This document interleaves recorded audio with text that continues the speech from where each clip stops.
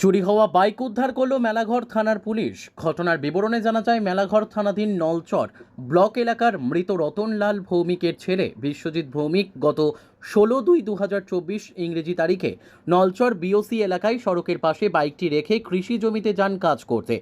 কৃষিকাজ করে এসে দেখেন নির্দিষ্ট স্থানে তার বাইকটি নেই।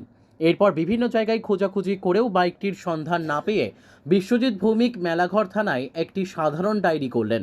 এরপর মেলাঘর থানার পুলিশ বাইকটিকে উদ্ধার করার জন্য তদন্ত শুরু করে। অবশেষে গত পরশুদিন রাতে মেলাঘর থানার এসআই তমুর রহমান মোহনভোগ কালাপানিয়া এলাকা বিভিন্ন যানবাহন চেকিংয়ে বসেন এবং পুলিশের কাছে আগাম খবর ছিল চুরি হওয়া বাইকটি নিয়ে চোর এই রাস্তা দিয়ে চলাফেরা করেন। আর পুলিশও সেদিন ওথ পেতে বসে থাকে। আর চুরি হওয়া বাইকটি নিয়ে চোর কালাপানিয়া আসলে পুলিশকে দেখে বাইকটি ফেলে দিয়ে চোর পালিয়ে যায়। শেষ পর্যন্ত মেলাঘর থানায় এসআই তমুর রহমান বাইকটিকে উদ্ধার করে মেলাঘর থানায় নিয়ে আসে। পরে বাইকের মালিক বিশ্বজিৎ ভৌমিকের হাতে বাইকটি তুলে দেন। মেলাঘর থানার পুলিশের এই ধরনের সাফল্যকে মানুষ সাধুবাদ জানাচ্ছেন। তোমার বাইকের আমার বাইকটা নলছর বিএসির আগ থেকে আমার বাইকটা চুরি হয়েছে। আচ্ছা, 2 মাস 6 দিন পরে আজকে বাইকটা পাইছি।